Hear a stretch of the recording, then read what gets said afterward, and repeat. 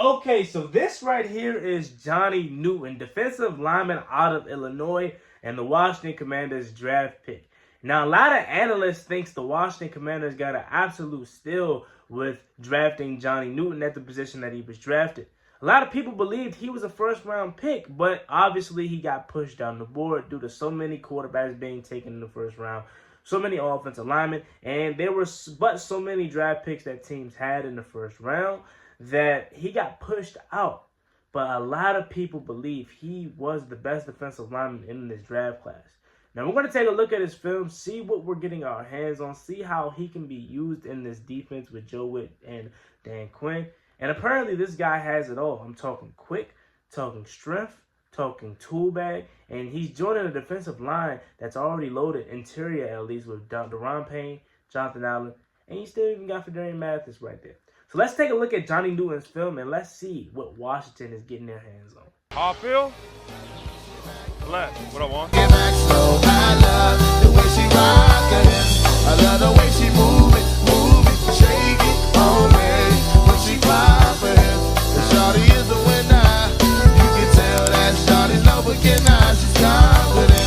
I love the way she move it. Okay, so right here, you see him lined up over the center. On this play, you're going to see him kind of shift over to his right as the ball is snapped, as he's just trying to find a crease and find I would say a favorable matchup for him and just get to the quarterback. So let's just take a look at what happens on this play right here. Johnny Newton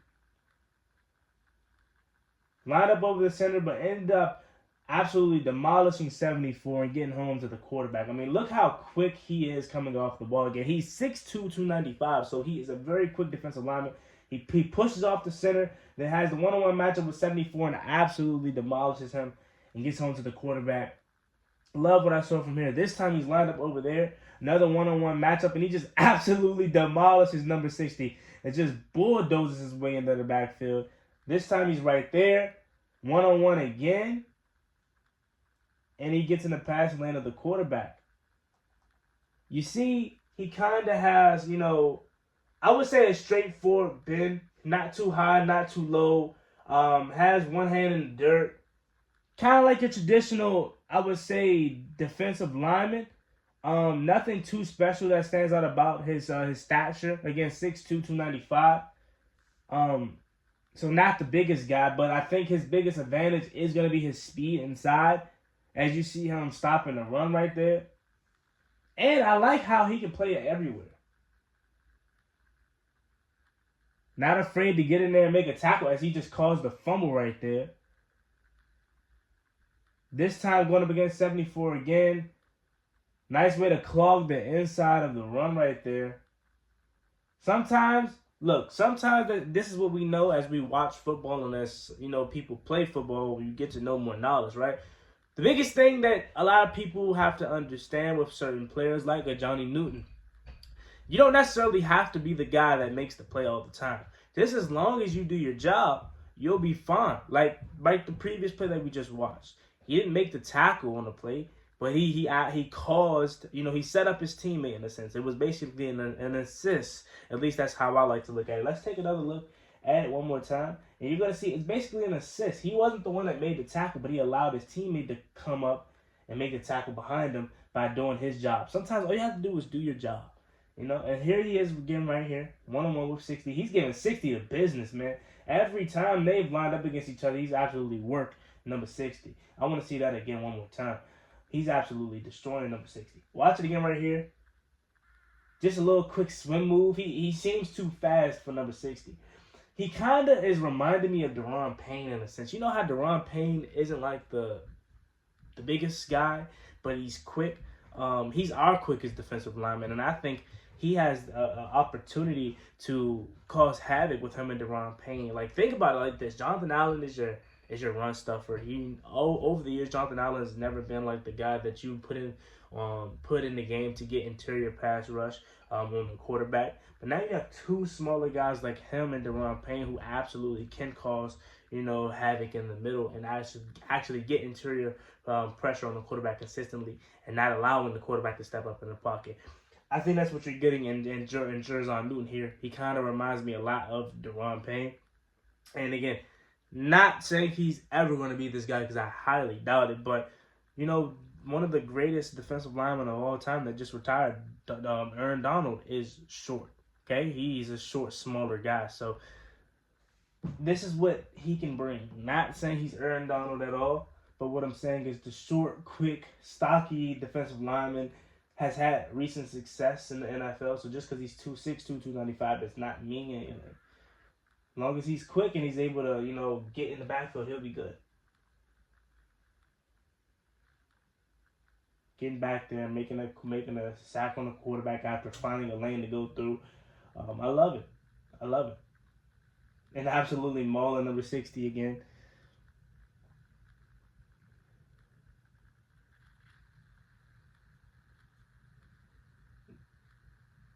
Disrupting the passing view of the quarterback. You're getting it all right here.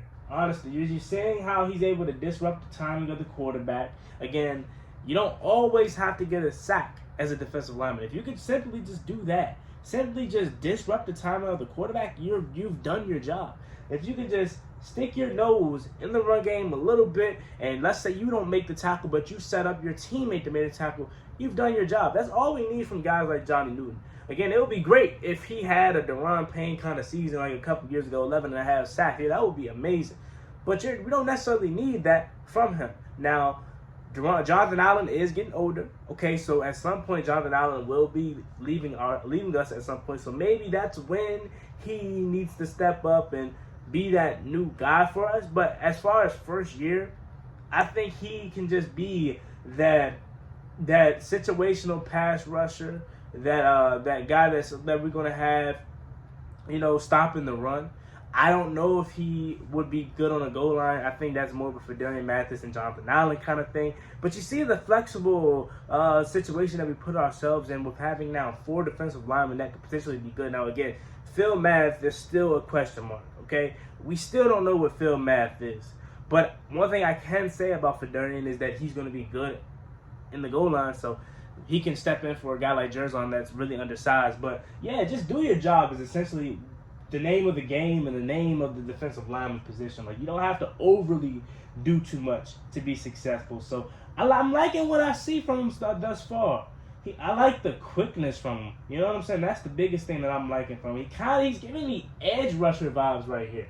I don't know if I'm the only one that sees that. Like that gets that vibe from him. He's giving me edge rusher vibes. Right here. And again, just to be, a little bit clear, the camera is inverted, so he may be on the left side for you, but he's the right side for me, and the right side for me, left side for you. But he's number 4, and he's getting highlighted every time he steps up. So again, I'm liking what I see from him. Again, this guy was the most dominant defensive lineman coming out of college this year. He was technically supposed to go in the first round. That's him plugging the run game. Again, love to see it. And hopefully Washington did really get a steal with this guy.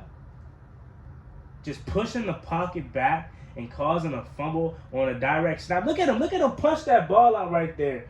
Look at him. That's something that we haven't had since, I want to say, the last time we seen that. I think Daron Payne has done that before, actually. He has done it. Daron Payne has done that. But that just gave me, and not to make comparisons to this guy, obviously because he didn't pan out, but that looked like some Chase Young stuff from 2020. Let me know if I'm wrong. That looked like some Chase Young stuff from 2020. Engaged in the block, but still trying to have your nose in the play, having a feel for your surroundings and knocking the ball out. That looked early similar to 2020 Chase Young, honestly. And again, I'm not comparing him to this guy because they play two totally different positions, but look at the way he just does his job again. You don't always have to be the one to make the play, but just doing your job simply is enough. He comes all the way over this side, clogs the run hole for where the running back wanted to go. Look, the running back, he wanted to go where Jerzon Newton was. He wants to go right here. Jerzon plugs it, and his teammate comes around and makes the play. Absolutely beautiful football right there from Johnny Newton. And can we call him Johnny Football? Look at him. Look how quick he is. He's getting number 60 to business. And these are just like 6-7 plays of this one game. Imagine what a whole season looks like. See him not giving up on a play. Initially did not get there, kept fighting, finally got there. So you're not only seeing him pass rush one-on-one and beating his opponent, you're not only seeing him disrupt the passing lane of a quarterback, you're seeing him force a turnover, be a force in the run game, and allow him, and also allowing his teammates to eat. You're getting it all in these 5, 6, 7 plays. So just imagine a whole season of Johnny Newton. Okay, so picking the film up back right here, you're going to have Johnny Newton recognizing the outside pitch and forcing the running back to the sideline and making a good play. Again, sometimes you don't have to be the guy that makes the tackle, but assisting in the tackle, pushing him outward, not allowing him to turn upfield is what's most important on these outside runs. Shout out to his teammate, too, that also helped out here. So let's just watch it again. It's going to be an outside pitch play. And on these specific outside runs, you don't want to allow the running back to turn upfield. You want to keep him going towards the sideline. And that's exactly what they did right here.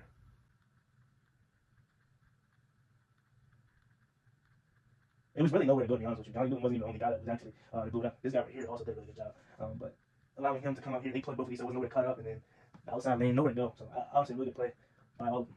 Alrighty, so there you have it. That is the quick film breakdown on Washington Commanders defensive lineman Johnny Newton. Let me know what you guys think about him in the comment section. Are you excited about this pickup? What do you think he can provide with coming to an already stacked interior defensive line? And let me know your overall thoughts about today's video. Let me know who you guys want to see me cover next in the film breakdown. As always, me and Will Juangottibusiness. Like, comment, subscribe, help to the Washington Commanders. And always, thank you guys for watching, and thank you for the people that allowed me to use their film footage in today's video. You have a blessed one. Like, comment, subscribe. On the road to 7K. Peace.